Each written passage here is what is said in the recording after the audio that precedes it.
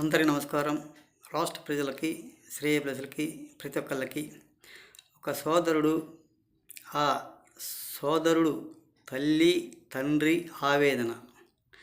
మరి వాళ్ళు ఎంత బాధపడుతున్నారో ఆ కొడుకు గురించి.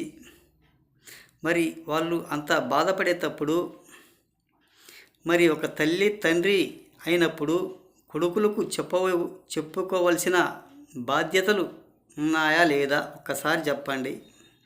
గట్టిగా తమరి గారి కొడుక్కు, అరే నాయనా, నేరాలు ఘోరాలు చేయవద్దురా నాయనా, సంఘానికి వ్యతిరేకంగా ఉండబాకురా, సంఘానికి వ్యతిరేకమైన పనులు చేయవద్దురా నాయనా అని మంచిగా బ్రతుకు, మంచిగా ఉండు, లోకుల చేత ఎందుకు చెప్పించుకుంటావు, లోకుల చేత ఎందుకు మాటలు అనిపించుకుంటావు నాయన, ఒక్కసారి ఆలోచించు, మంచిగా బ్రతుకు నాయన అని చెప్పి ఉంటే ఈ గోడు ఉండేది కదా తల్లి. ఒక తల్లిదండ్రికి, ఆ తల్లిదండ్రికి ఇప్పుడు గొంతు చించుకొని అరిస్తే ప్రయోజనం ఏమిటి చెప్పండి? ఆవిడ గొంతు చించుకొని అరిస్తే ప్రయోజనం ఏమిటి? ఆ రోజు ఒక తల్లిదండ్రి సాకి సంతరించి పెద్ద చేసి ఒక 9 సంవత్సరాలు 11 సంవత్సరాలు మోసి మరి ఈ విధంగా కన్నా తల్లిదండ్రులు కొడుకు ఎందుకు చెప్పుకోలేకపోతున్నారు? ఒక్కసారి చెప్పండి మన రాష్ట్ర ప్రజలు. ఎవరు ఏదైనా కొడుకులకు మంచిగా చెప్పుకోవాలి. వినకపోతే 2 చెంపలు వాయించండి, వింటారేమో. వినకుండా కూడా కొంతమంది మూర్ఖులు ఉంటారు. వాళ్ళని ఏం చేయాలి, ఎలా చేయాలి, ఎలా కట్టిపడేయాలి అనేది కూడా మీకు తెలుసుద్ది. ఒక్కసారి ఆలోచించండి. ఏది ఏమైనా ఒక తల్లిదండ్రి అలా మాట్లాడటం, ఒక గొంతు చించుకుని అరిసే బదులు అప్పుడు ఏం చేశారు, ఎలా చేశారు అనేది ఒక్కసారి ఆలోచించండి. అప్పుడు ఈయన చెప్పి ఉంటే మారిపోవునేమో. కొంతమంది మారుతారు కూడా, కొంతమంది ఎదమాయిలు కూడా ఉంటారు మూర్ఖత్వంగా, ఒక దరిద్రులు వాళ్ళని చెప్పుతే వెంటాడి కొడుతూనే ఉంటారు అన్నమాట. వెనికిర్తి పడుతూనే ఉంటారు చెప్పులు కూడా, అయినా కానీ మారద్దు కొంతమంది ఎదవలు, దరిద్రులు.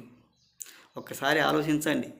మీ కొడుకులకు మీరే మంచి చెప్పుకోవాలి, మీ కొడుకులు మీరే మార్చుకోవాలి, వాళ్ళలో కూడా మార్పు రావాలి, సమాజంలో మంచిగా ఉండాలి, మంచిగా బ్రతకాలి, ఒకరికి అన్యాయం అనేది చేయకూడదు, ఒకళ్ళు మంచిగానే ఉండాలి, ఒకళ్ళకి మంచిగానే మాట్లాడుకోవాలి, ఒక నీచపు నికృష్ట పనులు చేయకూడదు అనేది ఒక్కసారి ఆలోచించుకోండి. మీ కొడుకులకు మీరే చెప్పుకోవాలమ్మ తల్లి. ఒక్కసారి ఆలోచించండి. ఈరోజు గొంతు చించుకొని అరిస్తే ఏం ప్రయోజనము? మీరు ఈ విధంగా గొంతు చించుకొని అరిస్తే ఆ వాళ్ళు తమరి గారు ఎలా బాధపడుతున్నారో ఒక్కసారి ఆలోచించండి. ఏది ఏమైనా అలా మాట్లాడటం మంచిది కాదు. చాలా పద్ధతిగా మాట్లాడాలి. మీకు న్యాయం జరగాలనుకుంటారు. మరి ఈ న్యాయం జరగాలనుకున్నప్పుడు అప్పుడు ఏం చేస్తున్నారు? మీరు అప్పుడు న్యాయం చూసుకోవాలిగా, మరి మీ కొడుకుని మీ కళ్ళి మాట్లాడించుకోవాలిగా.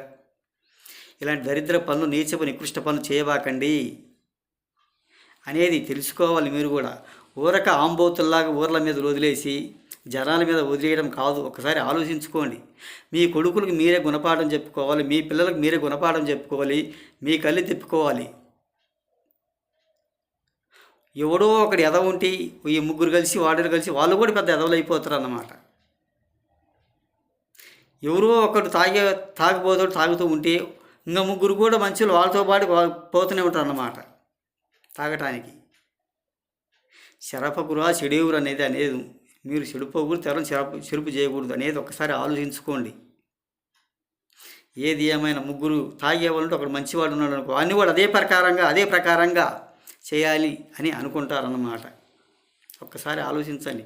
ఇటువంటి నేరాలు ఘోరాలు పనులు చేయకుండా చాలా బాగుండేది. ఈరోజు మీరు గొంతు చించుకొని అరిచినంత మాత్రాన ఏం చేయగలం చెప్పండి? ఒకసారి ఎవరు ఏం చేయలేరు, అది మీలోనే ఉంది అని తెలియజేస్తూ, ఆ రోజు మంచిగా ఉండి మంచిగా మాట్లాడుకుంటే ఈరోజు ఇటువంటి దారుణమైన ఘటన జరిగేది కాదు అని తెలియజేస్తూ ప్రతి ఒక్కళ్ళకి హృదయపూర్వక ధన్యవాదాలు.